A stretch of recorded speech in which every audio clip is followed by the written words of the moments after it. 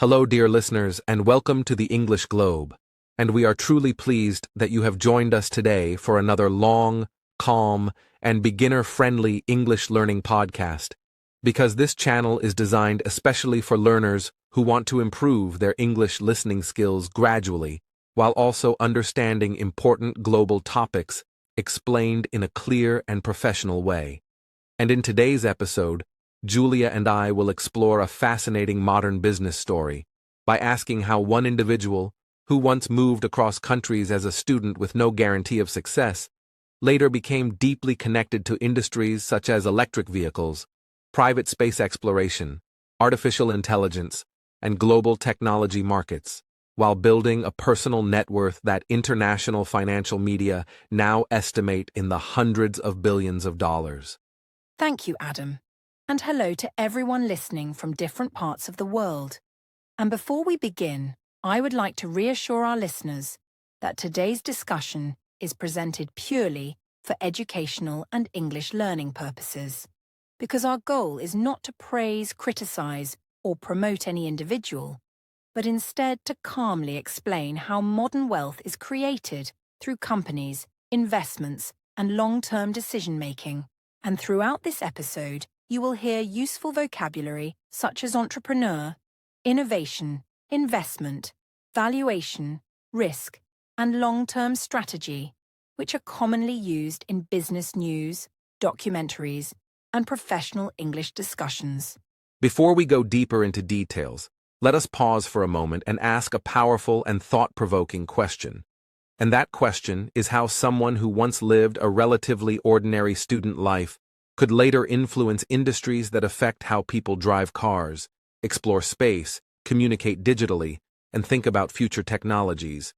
And this question matters because understanding how wealth is built in the modern global economy helps English learners better understand international news, financial reporting, and business conversations that appear every day in English language media. Many English learners hear very large numbers such as hundreds of billions of dollars and immediately feel confused or disconnected because such figures seem unreal and difficult to imagine. But here on the English Globe, we believe that understanding begins with simple explanations, clear structure, and calm language, which is why we will carefully explain what net worth means, how company ownership works, and why wealth estimates change over time, so that listeners can follow the story step by step without feeling overwhelmed by complex financial language. It is also important to clarify from the beginning that when we discuss Elon Musk in this episode, we are not focusing on him as a celebrity or a personality, but rather as a business case study that helps explain how startups grow, how companies are valued, and how risk and innovation play important roles in shaping modern economies. And by viewing the topic this way, English learners can focus on learning vocabulary, sentence structure, and analytical thinking instead of emotional reactions or online debates. Some listeners may wonder why one person's business journey should matter to them personally, especially if they are students, workers, or professionals in completely different fields. And the answer is that stories like this help us understand larger economic systems, global markets, and technological change. And because English is the main language used to explain these systems internationally, learning how such stories are told in English makes it easier to follow news reports, interviews, and educational content from around the world.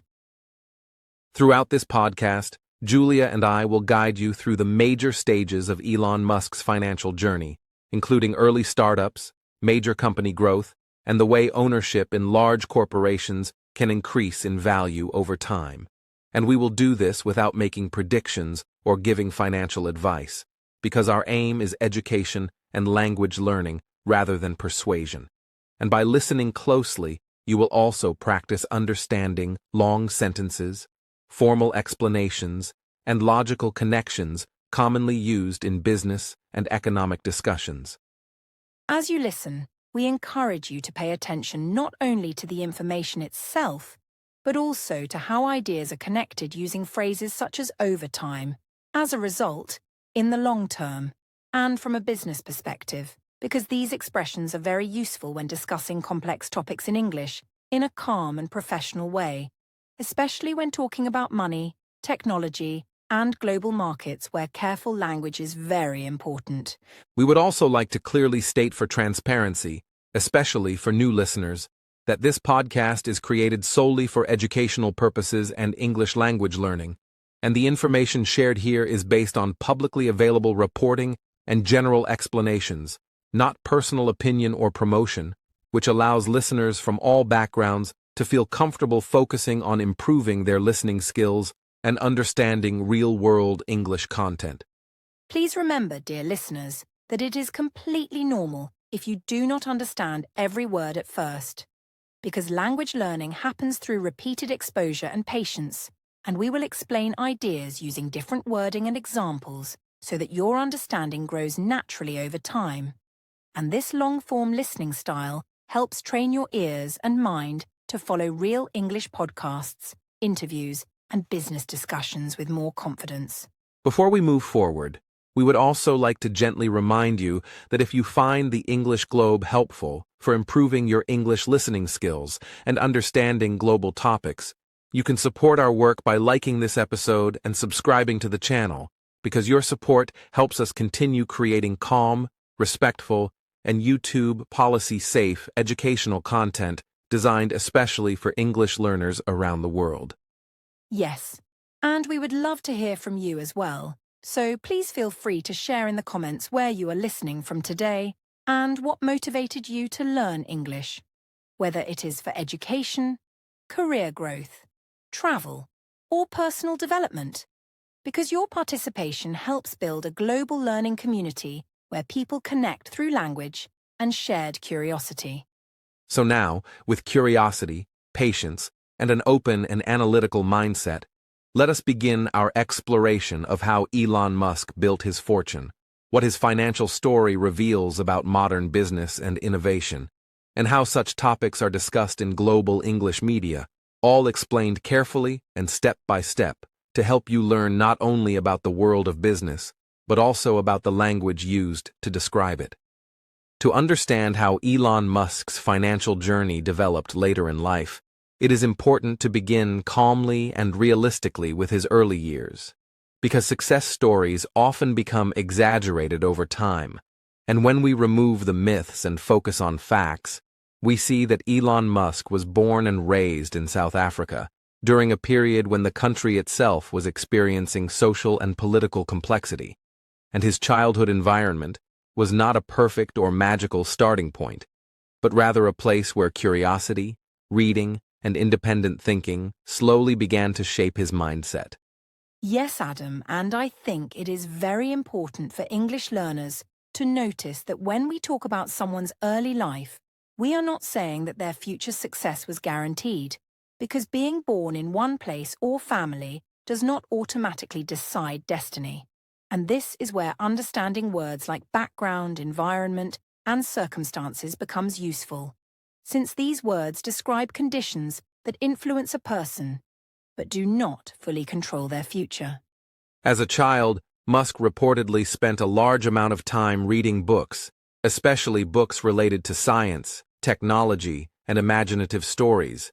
And this habit of reading deeply and independently is often mentioned in biographies not as a sign of genius, but as an example of how consistent learning over many years can slowly build problem-solving skills, and I believe this shows that early curiosity, rather than early wealth or power, played a meaningful role in shaping his thinking style. I agree with you here, Adam, because reading is not something expensive or exclusive, and many English learners listening today may also come from places where resources are limited, but access to books, ideas, and learning can still create opportunity.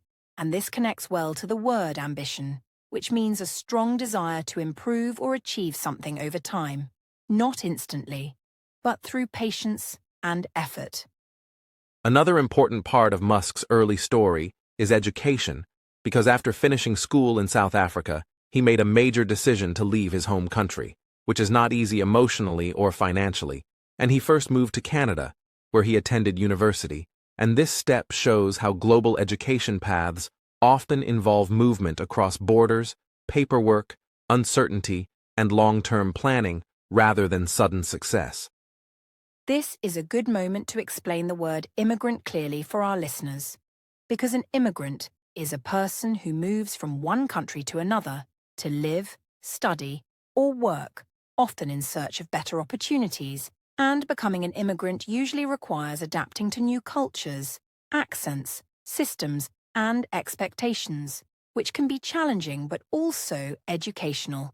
And this experience often builds resilience rather than immediate rewards.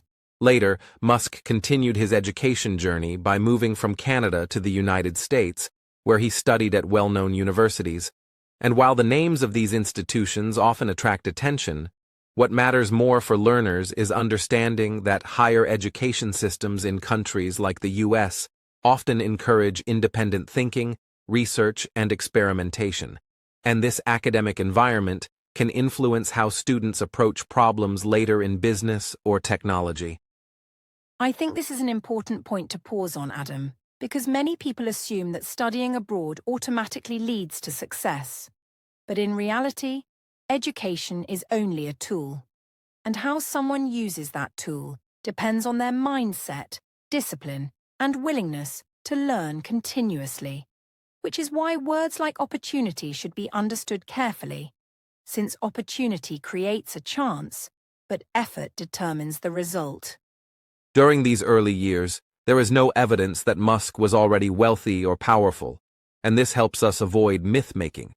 Because his journey involved student life, academic pressure, and uncertainty about the future, which is very similar to the experience of many listeners today. And I think this reminds us that success stories often begin in ordinary conditions that do not look special at the time. Yes, and this is where I strongly agree with you, because connecting early struggles to mindset rather than destiny is essential for English learners to understand, since mindset refers to how a person thinks, reacts to difficulty, and continues learning, while destiny suggests something fixed and unchangeable. And Musk's early life shows that development happens gradually through choices and habits, not through a single lucky moment. Another interesting aspect of his early life is that his decisions were often future-oriented, meaning that he was willing to delay comfort in exchange for long-term goals. And this way of thinking is common among people who later start companies or take professional risks, not because they are fearless, but because they are willing to accept uncertainty as part of growth. From a language learning perspective, Adam, this is also a good time to notice how we describe time and development using phrases like over many years, step by step, and in the long term, because these expressions are frequently used in biographies, academic writing, and professional English discussions. And understanding them helps learners follow complex life stories more easily. So when we look at Elon Musk's early life calmly and factually, we do not see a story of instant success or special treatment, but rather a slow progression shaped by reading, education, immigration, and long-term curiosity. And this perspective helps us understand that wealth and influence are outcomes that develop much later, often after years of preparation that are not visible to the public. And for our listeners, the key learning point here is not to compare personal circumstances directly with famous individuals, but instead to understand how learning habits, adaptability, and ambition can slowly shape a person's path, regardless of where they start, and this understanding supports both language learning and personal growth in a realistic and healthy way. As we move forward in this episode, we will see how these early experiences later influenced Musk's decisions in business and technology, but for now, it is enough to recognize that early life sets a foundation rather than a final outcome, and that success, like language learning, is shaped gradually through time, consistency, and thoughtful choices. Exactly. And as English learners continue listening, we encourage you to reflect not only on the information, but also on the language used to explain it. Because understanding how biographies are discussed in English will help you follow real documentaries, interviews, and educational podcasts with greater confidence and clarity. After understanding Elon Musk's early life and education, the next important step in his story is his first real business breakthrough. Because this is where ideas slowly begin to turn into money. And it is also where many people misunderstand success by assuming that one good idea immediately creates massive wealth. While in reality, Musk's early company called Zip2 began as a very small and uncertain startup that focused on helping newspapers and local businesses place information online at a time when the internet itself was still new and unfamiliar to most people. Yes, Adam, and this is a good moment to explain the word startup clearly for our listeners, because a startup is a young company that is still developing its product, its business model, and its customer base, often with limited money and high risk. And when Zip2 was created, it was not a famous or powerful company, but rather an experiment built by two brothers trying to solve a practical problem using early internet technology. Elon Musk and his brother Kimball worked on Zip2 during a period when online maps, digital business listings, and internet advertising were still very basic. And according to public reports, they spent extremely long hours writing code, fixing technical problems, and directly contacting potential customers, which shows that early-stage business success often involves intense effort and problem-solving rather than creative ideas alone. I completely agree with you here, Adam, because many English learners hear about technology companies and imagine comfortable offices and quick success. But the reality of a startup is usually long working hours, repeated failures, and constant adjustment. And this is why the word patience is so important in business English, since it describes the ability to continue working calmly even when results are slow or uncertain. Another important part of the Zip2 story is the role of outside money, because as the company began to grow, Musk and his brother needed financial support to expand operations, hire staff, and compete in a growing market. And this is where investors became involved, not because the company was already successful, but because some people believed it had future potential.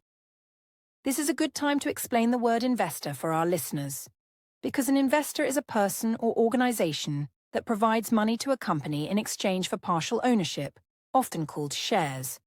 And investors usually understand that startups are risky, meaning the company might fail, but they invest because the possible long-term reward could be higher than the initial risk.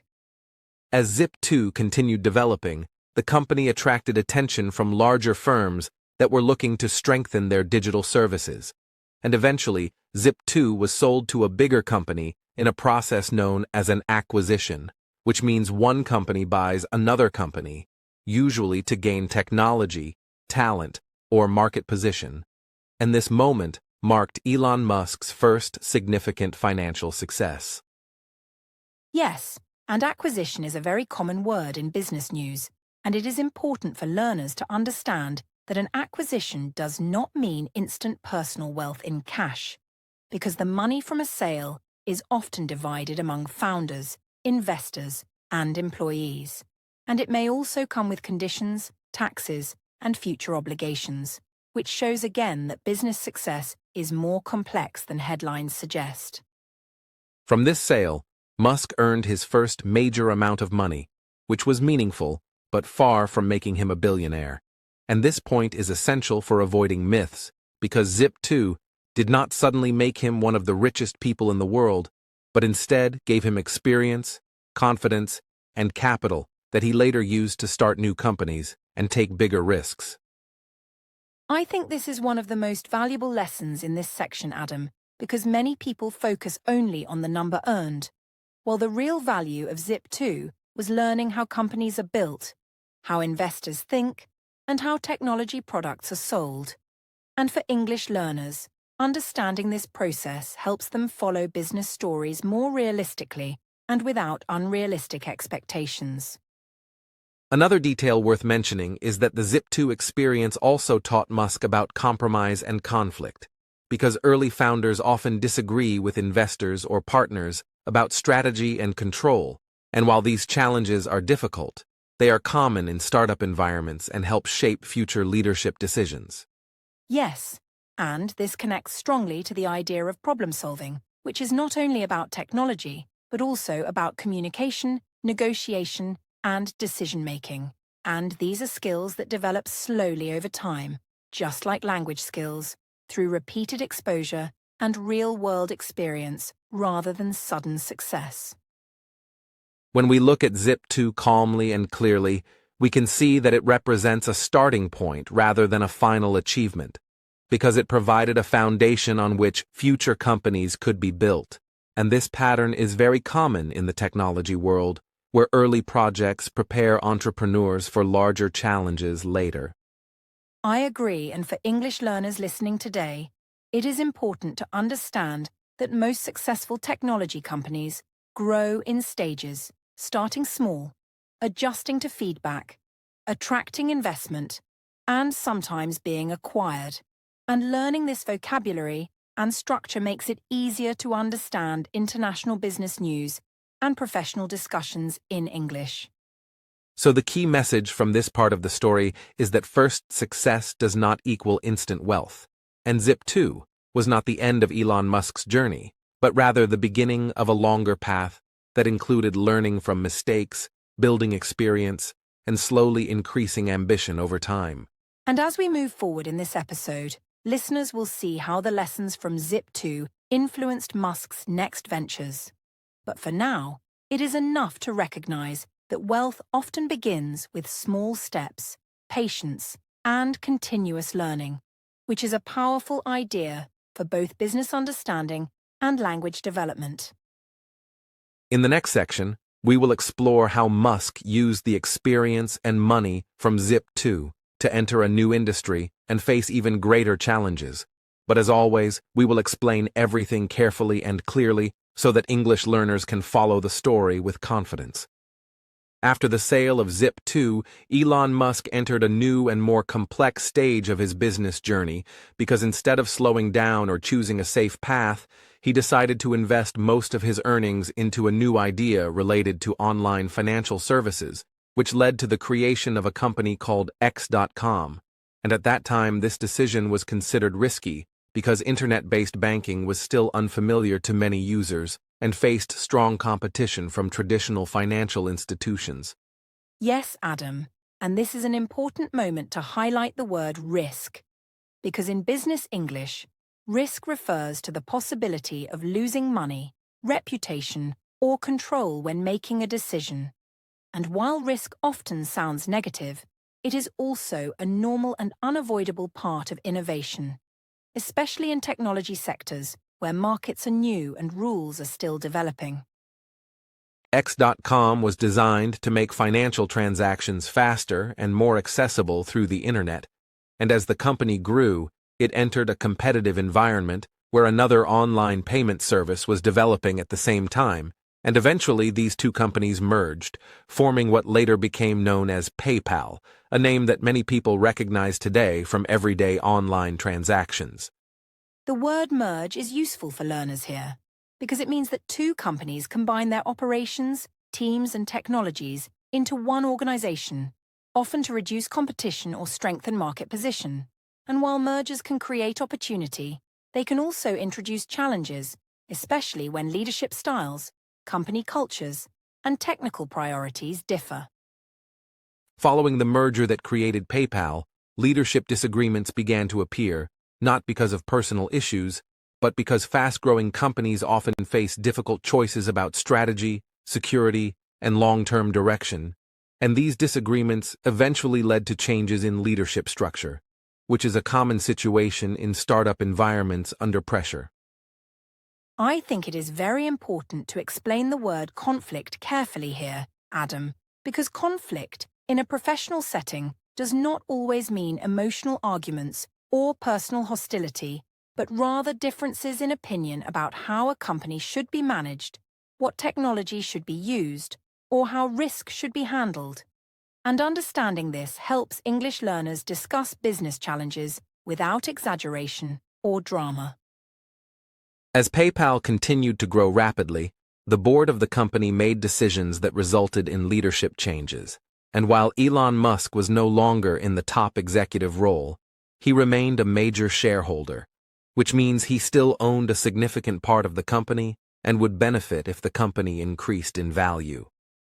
Yes, and the term shareholder is important here because it refers to someone who owns shares in a company, and ownership does not always require daily management, which teaches learners an important business concept that influence and financial outcomes can continue even when leadership roles change.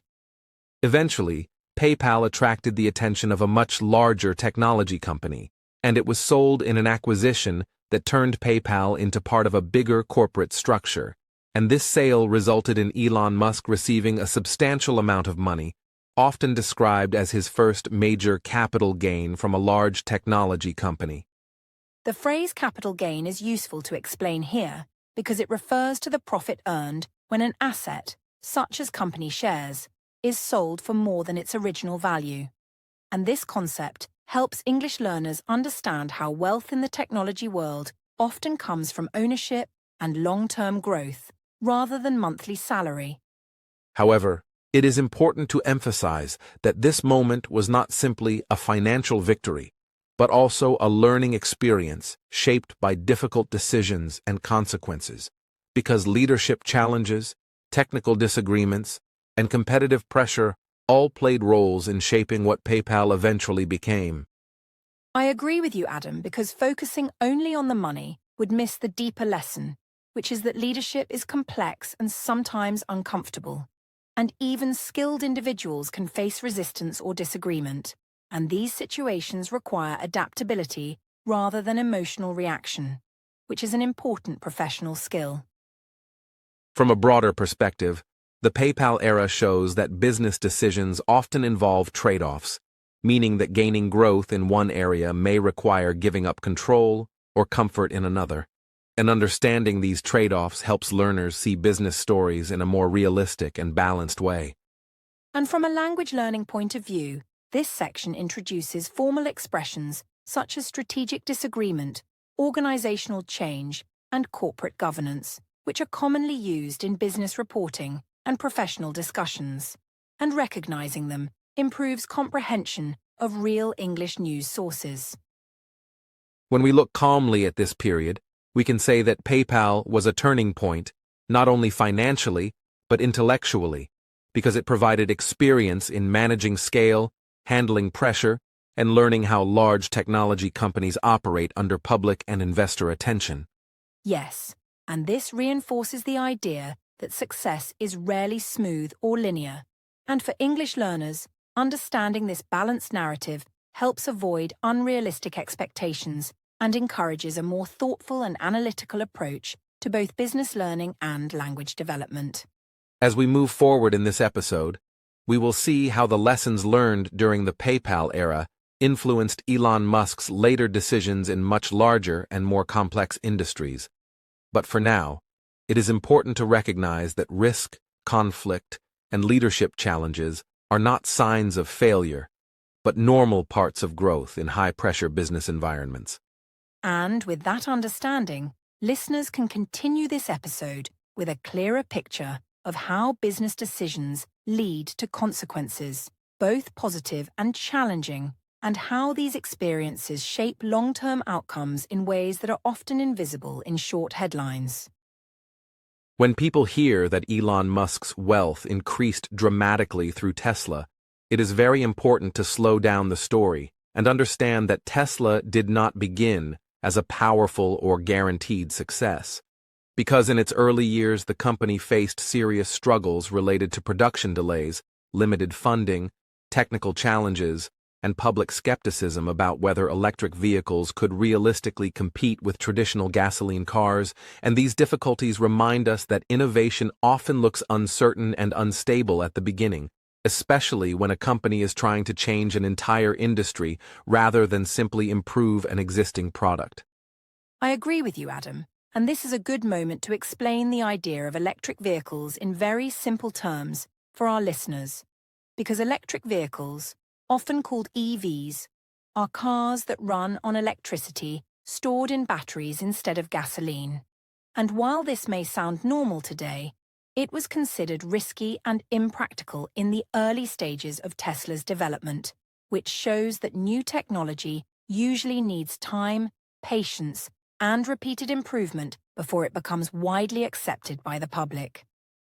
During Tesla's early period, the company struggled not only with technology, but also with money, because producing cars requires factories, skilled workers, supply chains, and strict safety testing, all of which cost a great deal of capital, and there were moments when Tesla was close to running out of funds, which demonstrates that even visionary ideas can fail without careful financial planning and persistence. This is where financial vocabulary becomes very useful, because when we talk about companies like Tesla, we often hear words such as shares, valuation, and market capitalization. And for English learners, it is important to understand that shares represent small pieces of ownership in a company, meaning that when someone owns shares, they own a portion of the business rather than a physical object or a fixed amount of cash. As Tesla survived its early struggles and gradually improved its products, public confidence in the company began to grow, and this growing confidence was reflected in the company's stock price, which increased as more investors believed that Tesla could become profitable and influential in the future. And this change in perception played a major role in multiplying Elon Musk's wealth over time, even though his personal salary from Tesla was relatively small. To clarify this further, the word valuation refers to how much a company is estimated to be worth based on factors such as revenue, growth potential, technology, and market influence. And this valuation is not the same as money stored in a bank account, but rather an estimate created by financial markets, which helps explain why wealth numbers reported in the media can change quickly depending on stock prices. Another key term that helps us understand Tesla's impact on Musk's wealth is market capitalization, which is calculated by multiplying the company's stock price by the total number of shares available. And when Tesla's market capitalization increased rapidly, it meant that the overall value of the company grew significantly, causing the value of Musk's ownership stake to rise as well, even though no physical money was exchanged at that moment. Yes, and this leads us to a very important learning point, which is the difference between wealth on paper and cash. Because wealth on paper refers to the value of assets such as shares that can increase or decrease depending on market conditions, while cash is money that is immediately available to spend. And many misunderstandings occur when people assume that a high net worth automatically means unlimited spending power. Tesla's growth over the long term shows how company value can increase dramatically when technology, market demand, and investor belief align. But it also shows that this growth is rarely smooth, because Tesla's stock price has experienced both rapid rises and sharp drops, reminding us that stock-based wealth involves uncertainty and depends heavily on future expectations rather than guaranteed outcomes. From an educational perspective, this is very useful for English learners because it teaches how financial news is discussed carefully using phrases like investors expect, markets react, and long-term outlook, which signal uncertainty rather than certainty. And understanding this language helps listeners interpret business news without misunderstanding tone or intention. It is also important to mention that Tesla's success was not based on one single moment or decision, but rather on years of product development, factory expansion, and global market entry, which reinforces the idea that wealth multiplication in technology companies often depends on sustained effort and long-term strategy rather than quick profit.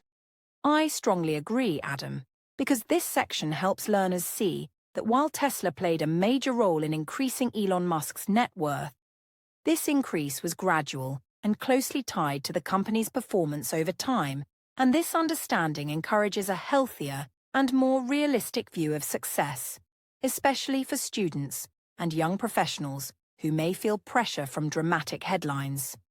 So when we talk about Tesla turning an idea into a global company, we are really talking about how belief, technology, financial markets, and patience combined over many years to create value. And this process explains why Musk's wealth multiplied primarily through ownership and long-term growth rather than direct income. And for our listeners, the key takeaway from this section is not to focus on the size of the numbers, but to understand the structure behind them. Because learning how companies grow, how shares work, and how valuation changes over time is far more valuable for both English learning and general knowledge than simply memorizing figures. As we move forward in this episode, we will see how Tesla was only one part of a larger picture, but it remains a powerful example of how modern wealth is often created through long-term company growth rather than immediate cash rewards. When we move from Tesla to SpaceX, we enter a very different kind of story, because SpaceX was not created primarily to generate quick profit or immediate financial return, but rather to pursue an ambitious technological vision.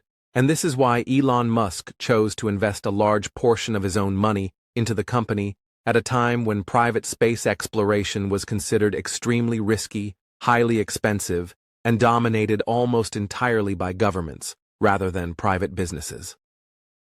I think this is an excellent moment to explain the word risk again in a broader sense, because risk here does not simply mean the chance of losing money, but also the possibility of failure, public criticism, and technical collapse, and understanding this helps learners see that innovation often involves stepping into areas where success is uncertain and outcomes are not guaranteed, which is very different from traditional or safer business models. In SpaceX's early years, the company faced repeated rocket failures, which were highly visible and widely reported in the media, and each failed launch represented not only a technical setback, but also a major financial loss, because rockets are extremely costly to build and test, and these early failures pushed the company close to financial collapse, showing that even strong ideas can reach moments where continuation seems uncertain. This is where the word failure needs to be understood correctly, because failure does not always mean the end of progress, but often means that a system, plan, or method did not work as expected. And in professional and scientific contexts, failure is frequently used as data for improvement rather than a reason to stop entirely, which is an important mindset for both innovation and language learning. Despite these setbacks, SpaceX continued developing its technology and eventually achieved successful launches that proved its rockets could reach orbit and return safely. And these successes changed how governments and organizations viewed private space companies, leading to long-term contracts that provided stable funding and recognition rather than short-term profit. I agree with you, Adam. And this is a good opportunity to explain the word persistence, because persistence refers to the ability to continue working toward a goal even when progress is slow or difficult. And SpaceX's story shows that persistence is not about ignoring failure, but about learning from it and applying those lessons carefully and patiently. As SpaceX began to succeed, it secured contracts from major organizations, including government space agencies, which agreed to pay the company to deliver satellites and cargo into space. And these contracts gave SpaceX both financial stability and credibility, allowing it to expand operations and improve technology over time. From a financial perspective, it is important for learners to understand that these contracts did not immediately make SpaceX a traditional profit-focused company, but instead helped build long-term value. And this is why SpaceX's valuation increased over time, reflecting belief in its future potential rather than immediate earnings. The concept of valuation here again helps explain how Musk's wealth is connected to SpaceX, because as the company demonstrated technical success and reliability, investors began to estimate a higher overall value for the company, which increased the worth of Musk's ownership stake, even though the company remained focused on long-term goals rather than short-term revenue. Yes, and this reinforces an important idea for learners, which is that wealth created through innovation often exists first as potential rather than cash. And this kind of wealth depends heavily on trust, performance, and future expectations, making it less predictable but sometimes more transformative in the long run. What makes SpaceX especially interesting in this story is that it represents innovation beyond money, because the company's mission focuses on improving space access, reducing launch costs, and preparing for long-term space exploration, and this shows that not all business decisions are driven purely by immediate financial gain. I strongly agree, Adam, because this section teaches an essential lesson for English learners and professionals alike, which is that mistakes and failed attempts are often unavoidable when working on complex problems, and fearing failure too much can prevent learning, improvement, and creative progress. From an educational point of view, SpaceX shows that innovation takes time, repeated testing, and acceptance of uncertainty. And these elements are rarely visible in short headlines that focus only on success, but they are crucial for understanding how major technological advances actually happen. And for our listeners, this story also connects directly to language learning, because learning English involves making mistakes, correcting them, and continuing despite difficulty. And by viewing failure as part of progress rather than a personal weakness, learners can build confidence and long-term improvement. So when we look at SpaceX within the larger picture of Elon Musk's wealth, we see that its importance lies not only in financial valuation, but also in how it demonstrates the relationship between risk, persistence, and innovation over time. And with this understanding, listeners can continue the episode knowing that progress, whether in technology, business, or language learning, is rarely immediate, but often shaped by patience, effort, and the courage to continue after setbacks. Now that we have talked about the main businesses and core ideas, it is important to step back and look at the bigger picture, because one of the most interesting things about modern entrepreneurs and technology leaders is that they do not focus on only one industry or one idea, but instead they spread their attention across many different areas, which is what we call diversification. And this approach helps them reduce risk, explore new opportunities, and stay relevant in a world that is changing very fast. When we talk about projects like artificial intelligence, Neuralink, and other future-focused ventures, we are not talking about science fiction or wild predictions, but about real attempts to solve problems, improve efficiency, and prepare for a future where technology plays a much bigger role in daily life, business, and even human communication. Yes, and for English learners, this is a great moment to slow down and understand these ideas in very simple language, because words like artificial intelligence or brain-computer interface can sound very complex, but at their core, they are about helping humans do things better, faster, or more safely. And when we explain them in everyday English, they become much easier to understand and much less intimidating. Diversification simply means not putting all your energy, money, or ideas into one place, and instead exploring different paths at the same time. So if one path becomes difficult, the others can still move forward. Let's start with artificial intelligence, often called AI, which is one of the most important technologies of our time, because AI systems are designed to analyze information, learn from data, and make decisions or suggestions that can support humans in areas like business, healthcare, education, transportation, and communication. Many companies today invest in AI because it helps them save time, reduce costs, and improve accuracy. And from a business perspective, AI is not just a trend, but a long-term strategy that shapes how companies compete and grow in the global market. To make this simple, you can think of AI like a very fast assistant that never gets tired, can read huge amounts of information in seconds, and can help people make better choices, but it still needs humans to guide it, control it, and decide how it should be used. For English learners, this is also a great topic because it introduces useful vocabulary like data, systems, efficiency, automation, and innovation, which are very common words in modern news and business conversations. Another important venture that often comes up in discussions about future technology is Neuralink, which focuses on the connection between the human brain and computers, and while this may sound very advanced, the main idea is actually quite simple, because it is about helping people with medical conditions, improving communication between the brain and machines, and exploring how technology can support human health. From a diversification point of view, this shows how future-focused projects are not only about profit, but also about long-term research, experimentation, and learning. Exactly.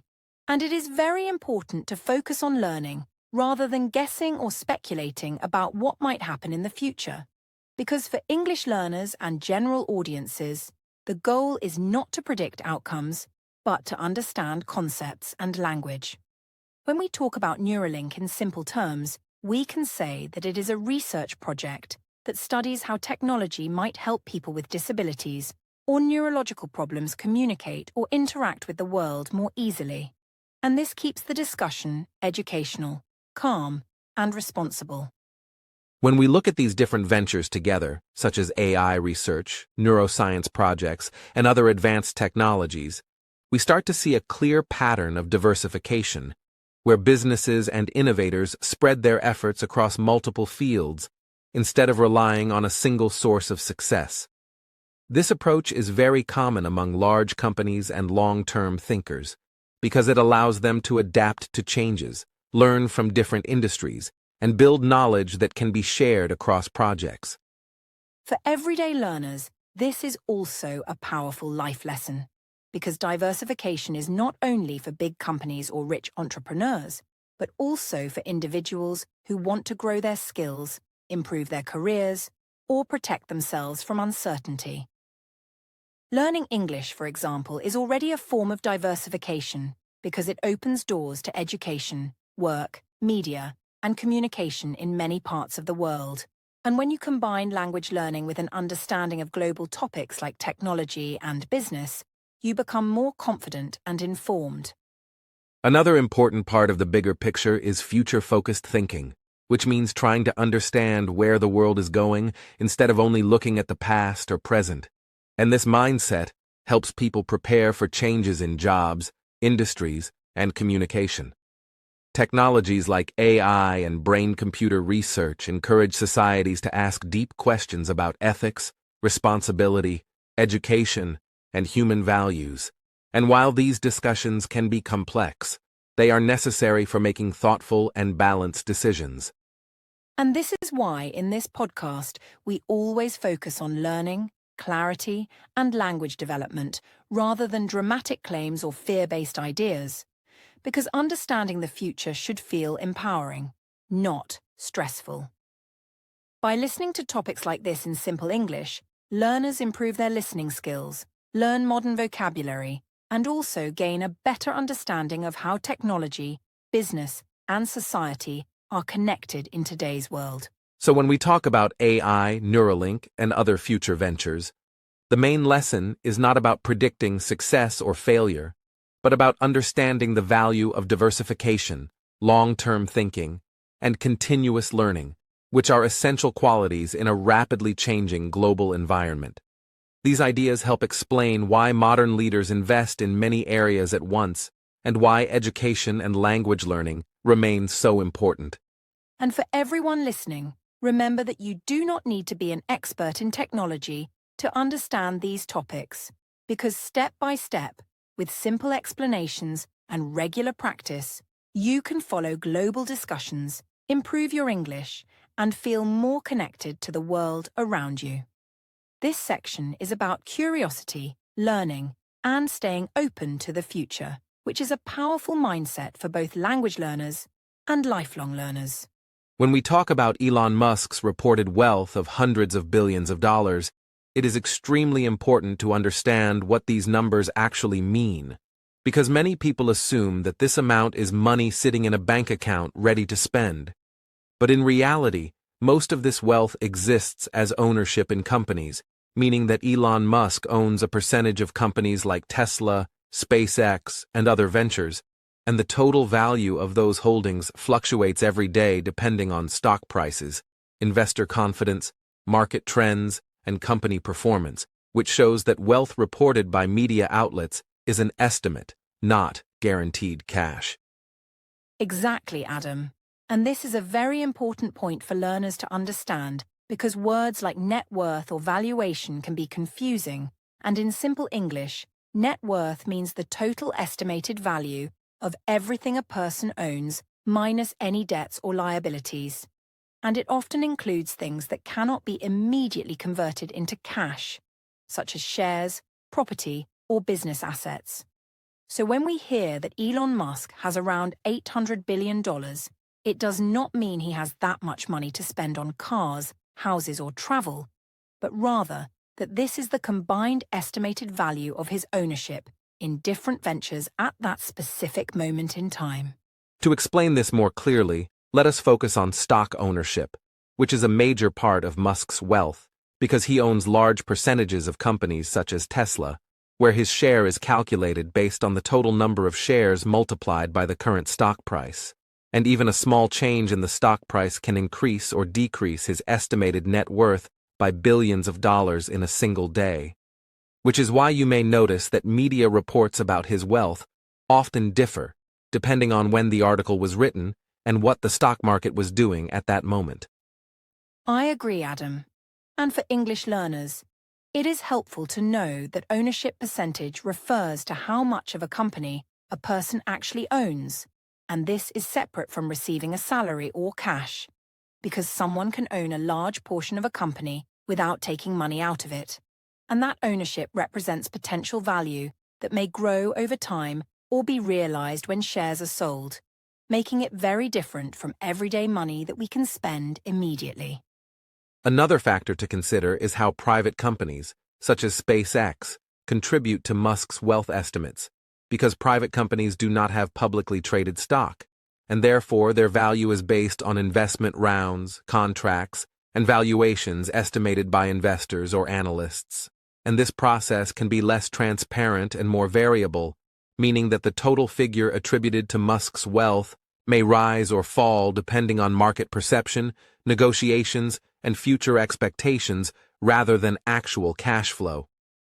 Yes, and this is why it is very important for learners not to be misled by large numbers reported in headlines, because phrases like Musk has $800 billion are shorthand for complex calculations, and journalists and financial websites often include disclaimers that these numbers are estimates, subject to change, and not immediately available as spendable cash, which reinforces the need for careful understanding and critical thinking when reading financial news in English. Adam. Furthermore, net worth estimates include stock options, which are agreements that allow a person to buy shares at a predetermined price in the future, and these options are part of compensation packages, especially for executives in high-growth companies, and while they represent potential value, they only translate into actual wealth if the options are exercised and sold, which is why these financial figures are more indicative of long-term potential than instant liquidity. Julia. From a vocabulary point of view, this section also introduces important terms like liquidity, which is the availability of cash or easily sellable assets, and estimate, which is an educated guess based on available information, and understanding these terms helps learners interpret business news, stock reports, and financial articles more accurately without confusing numerical estimates with actual spending power. Adam. It is also worth noting that Musk's net worth fluctuates not only due to stock prices, but also because of financial events, announcements, or investor sentiment, meaning that when a company like Tesla releases new earnings, announces a product, or faces regulatory changes, the market responds quickly, affecting his estimated wealth, which demonstrates that reported net worth is dynamic, temporary, and not a fixed number, highlighting the importance of thinking critically about financial figures. Julia. Yes, and this leads to a very practical learning point, because for English learners, understanding the difference between paper wealth and cash helps them read news responsibly, ask questions about source reliability, and avoid confusion when discussing global billionaires or technology entrepreneurs. And it also builds the skill of interpreting long sentences and complex ideas in formal English, which is exactly what we aim to teach on this channel. Adam. In summary, understanding how Elon Musk's wealth is calculated teaches several lessons at once. First, that net worth is an estimate of ownership value, not actual spendable money. Second, that stock ownership and company valuations are dynamic and influenced by many factors. Third, that private companies and stock options add layers of complexity. And finally, that responsible interpretation of financial news is essential to avoid misconceptions or exaggeration, which is particularly important when explaining these ideas in a calm and educational setting for learners worldwide. Julia. Exactly. Adam and I would like to emphasize once again for listeners that the figure of $800 billion is not a literal amount in a bank account, but a calculation based on ownership, stock prices, and investor assumptions at a specific time. And by understanding this carefully, learners gain not only financial literacy, but also language skills, because they learn to read and interpret complex English sentences, recognize important terms like net worth, valuation, liquidity, and shares, and apply critical thinking to news stories safely and accurately. Adam. So the main takeaway from this section is that financial reporting about wealth, especially for high-profile entrepreneurs like Elon Musk, should always be approached with attention, patience, and understanding, and that learning the vocabulary and reasoning behind these calculations allows listeners to engage with global business news without confusion, while also reinforcing the calm, measured, and educational approach that we prioritize on the English globe. Julia. And for learners, it is also a reminder that numbers, while impressive, are only part of the story, because the lessons about diversification, patience, innovation, and informed decision-making are much more valuable in the long term, and by combining careful listening, repetition, and reflection, you can improve both your English skills and your understanding of how modern wealth is structured and reported responsibly. Section 9. Criticism, Risks, and Public Debate, Neutral and Safe. Adam. While we have carefully reviewed the story of Elon Musk's ventures, it is also important to address public criticism, market risk, and debates about technology and business without taking a personal position. Because in many news articles, discussion forums, and financial analyses, Musk is a highly visible figure whose decisions and statements can influence markets, industries, and public opinion. And although some people praise his vision and innovation, others question the pace of his projects, the challenges faced by employees, or the long-term impact of his companies, which demonstrates how influential leaders are always subject to scrutiny in the public domain. Yes, Adam, and for English learners, this is a very good moment to understand how to discuss criticism and opinions politely, because words like concern, debate, risk, and controversy appear frequently in news and professional discussions, and using them carefully allows people to express ideas without sounding rude or judgmental, which is a crucial skill when reading articles, listening to podcasts, or participating in international conversations in English. It is also worth explaining that markets themselves are volatile, meaning that the value of companies, stocks, or investments can rise or fall rapidly, depending on economic conditions, news events, technological developments, or even social media discussions. And because a significant portion of Musk's wealth is tied to the market value of his companies, fluctuations in stock prices directly affect public perception of his wealth, which can sometimes exaggerate or diminish his net worth in headlines without reflecting immediate cash or long-term strategy. Exactly, Adam. And learners should pay attention to how we describe uncertainty, because using words like may, could, and depends on is very common in English when discussing complex issues. And these words help speakers express ideas responsibly, especially when discussing controversial topics, public debate, or financial matters, because certainty is rarely possible, and acknowledging complexity shows professionalism and careful thinking. From a neutral perspective, it is also useful to note that public criticism often focuses on specific projects, such as concerns about automation, environmental impact, labor practices, or high-risk innovation. And while these debates are widely reported, they are usually framed as different viewpoints rather than absolute facts. Which is why it is essential for listeners to understand that criticism does not equal judgment, but rather represents part of a broader discussion that occurs in democratic, financial, and professional environments. I agree, Adam. And in English learning, this section is particularly valuable because it teaches vocabulary for respectful discussion, such as debate, perspective, discussion, concern, and consideration, which learners can use in both spoken and written English to express opinions without sounding aggressive. And this is an important skill for learners who want to participate in global conversations or academic discussions in English. Another aspect to highlight is that even positive news about innovation or growth comes with inherent risk, because business decisions, technological breakthroughs, and market strategies often involve uncertainty, and understanding that risk is a normal and unavoidable part of high-profile entrepreneurship helps learners develop a balanced perspective, recognizing that success is rarely guaranteed and that both praise and criticism coexist in professional reporting.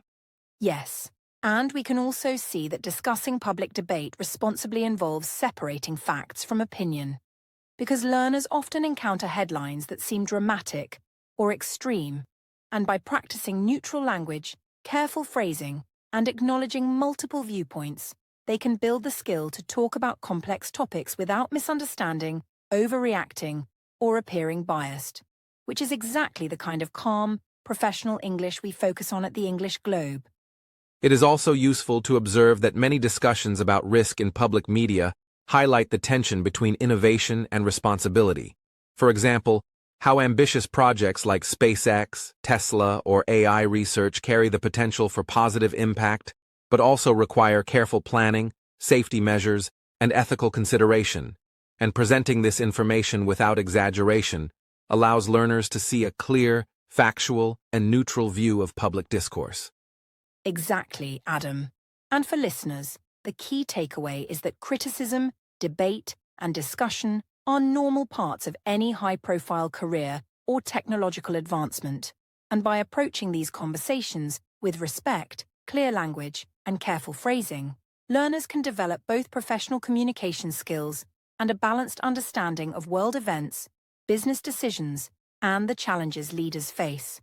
In conclusion, presenting public criticism and market risk in a neutral, fact-based way demonstrates how complex narratives can be explained calmly and safely, and it shows learners that analyzing different perspectives, identifying uncertainty, and using formal, careful English are essential tools for understanding global business stories without taking sides or spreading misinformation. And for our English learners, this section is an excellent example of how to discuss sensitive topics politely, understand multiple viewpoints, and focus on professional vocabulary. Because learning to describe debate, criticism, and risk in English allows you to engage with international media, professional reports, and academic discussions confidently and responsibly, while maintaining a calm and educational mindset that is safe for all audiences. As we reach the final section of this episode, it is important to step back and review the key lessons we have explored about Elon Musk's journey from his early life in South Africa, through his first businesses like Zip2, the PayPal era, the creation and growth of Tesla and SpaceX, and his involvement in other ventures such as AI, Neuralink, and long-term future-focused projects, because looking at the complete picture helps learners understand how wealth, innovation, risk, and persistence are interconnected, and how each stage of his career contributed to both personal development and influence in global industries, all explained calmly and safely for educational purposes. Yes, Adam.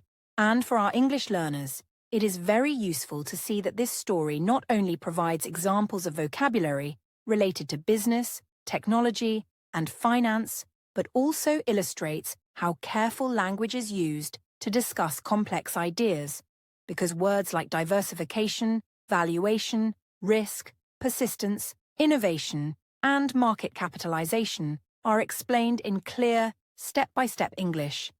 And by listening attentively, learners can improve both understanding and confidence when reading, writing, or discussing global topics in English. We have also emphasized several crucial points about public discussion and perception, because while Elon Musk is often in the headlines, the numbers reported about his wealth, such as $800 billion, represent estimates based on stock ownership, company valuation, and investor assumptions, rather than actual cash. And it is essential for listeners to understand this distinction in order to interpret media reports responsibly, avoid misinformation, and apply critical thinking to the way high-profile entrepreneurs, financial markets, and technological innovation are presented in the news and global conversations. Exactly, Adam. And this teaches learners an equally important life skill, which is that complex topics like business, innovation, or global news can be approached calmly and logically by breaking them into smaller, understandable pieces.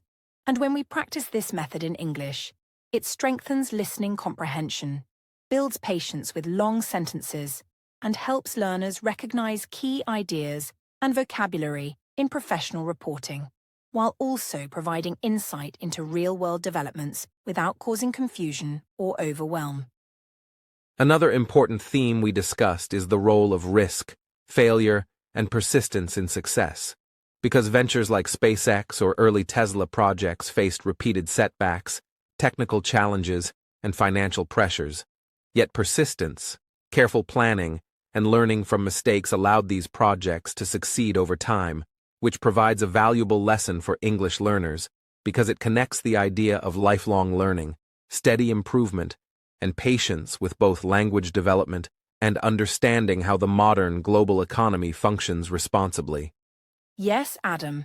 And for anyone learning English, it is helpful to notice how we explain criticism, debate, and public perception in a neutral and respectful way. Because words like debate, concern, perspective, and discussion allow learners to express opinions politely and thoughtfully, which is a skill that extends beyond business topics and into daily life, academic settings, and professional communication, all of which are essential for building confidence and competence in using English for real-world understanding. It is also critical to repeat, especially for new listeners, that this podcast is created purely for educational purposes and English learning only, because while we discuss Elon Musk, his companies, financial figures, and technological innovations, we are not providing financial advice, investment recommendations, or personal opinions, and our goal is to explain complex topics clearly, responsibly, and safely so that learners can focus on English listening, comprehension, and vocabulary, rather than on speculation or persuasion. And for our learners, it is encouraging to remember that language learning is a gradual process, just like building a company, because listening to long-form explanations, repeating key vocabulary, noticing sentence structure, and reflecting on ideas improves understanding over time. And by combining English practice with global topics, learners gain both linguistic skills and awareness of the world around them, which creates a meaningful and enjoyable way to learn that goes beyond memorization or simple translation exercises. In conclusion, by exploring Elon Musk's journey from early life to business achievements, technological innovation, and public perception, we have provided a step-by-step, neutral, and professional overview that reinforces vocabulary, teaches long sentence comprehension, explains complex ideas simply, and demonstrates how risk, persistence, diversification, and innovation interact in real-world business contexts, while also emphasizing that all numbers and opinions discussed are factual, contextual, and educational in nature. Yes, Adam and I would like to warmly encourage all our listeners to continue practicing English by following stories like this, by reading news articles, listening to podcasts, and discussing topics carefully in English. Because patience, repetition, and attention to meaning are the keys to improvement. And combining English learning with real-world stories creates a positive, motivating, and practical approach to mastering the language step by step, which is exactly what we aim to provide at the English Globe. So, dear listeners, thank you for spending this time with us today, for listening attentively, and for engaging with both English and global topics responsibly. And remember that the purpose of this podcast is to educate, to explain complex ideas simply, and to help learners build confidence in English comprehension, all while maintaining a calm, neutral, and respectful perspective. And finally, we hope that you feel inspired to keep learning, to remain curious about the world, to practice your English daily, and to approach both language learning and global developments with an open mind, patience, and calm focus. Because continuous learning, whether in language, technology, or global awareness, is the most powerful way to grow, and we are happy to accompany you on this journey every step of the way.